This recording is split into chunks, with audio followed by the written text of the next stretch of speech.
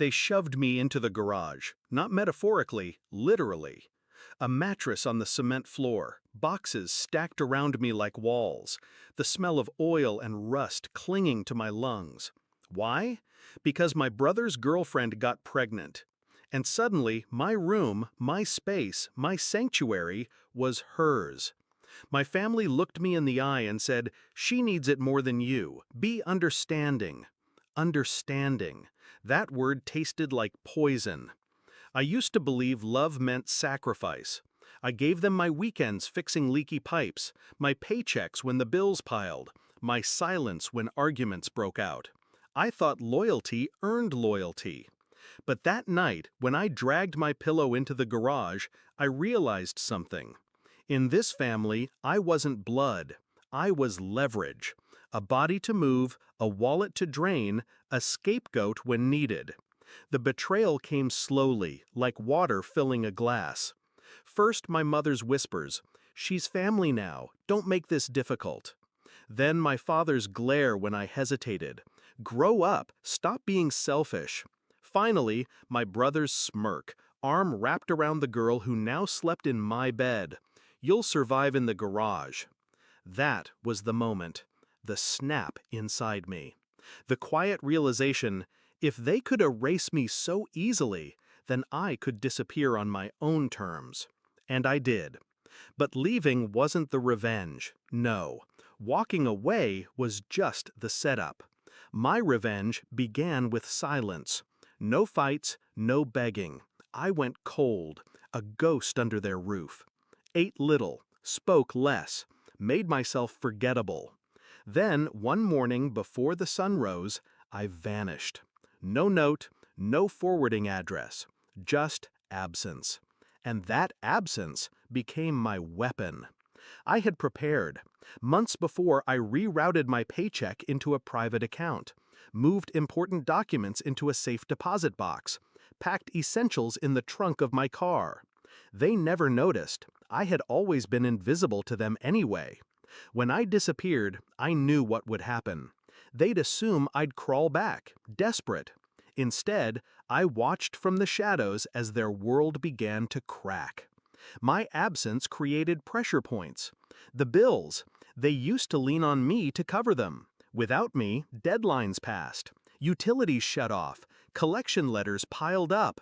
My father's temper grew. He shouted at my mother for spending. My brother shouted at him for never having enough. The pregnant girlfriend cried.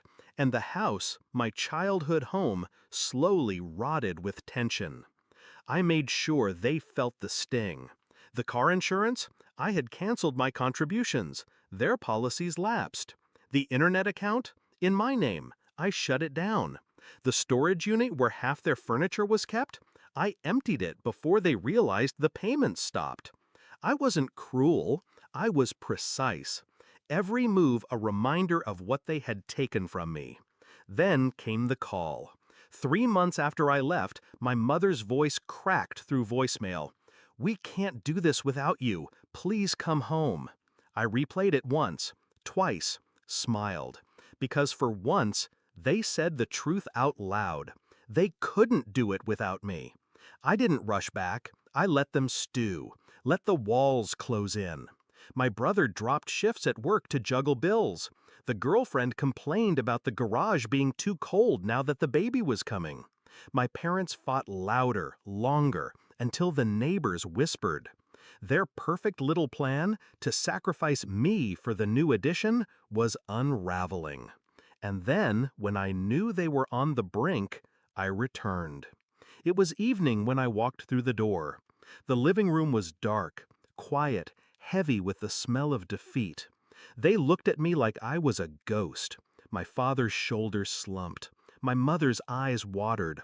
My brother's face, pure anger. He spoke first. "You abandoned us."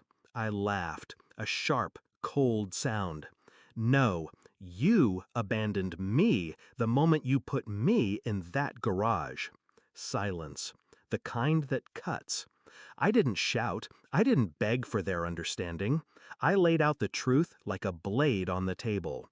You wanted me, Dawn, so I left, and the moment I did, Everything you leaned on collapsed. You thought I was disposable.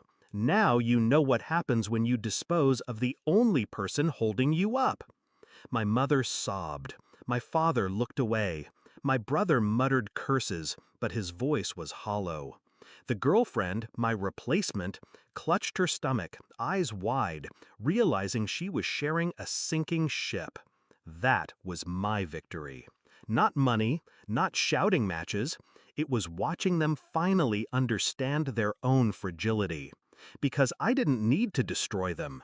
All I had to do was leave them to themselves. I didn't stay.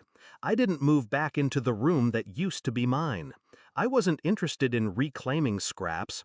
I walked out again, this time without looking back. And as I closed the door, I felt lighter. Because revenge isn't always fire and fury. Sometimes it's silence, absence, and the slow collapse of those who thought they owned you. I didn't stay. I didn't move back into the room that used to be mine. I wasn't interested in reclaiming scraps. I walked out again, this time without looking back. And as I closed the door, I felt lighter. Because revenge isn't always fire and fury. Sometimes it's silence, absence, and the slow collapse of those who thought they owned you.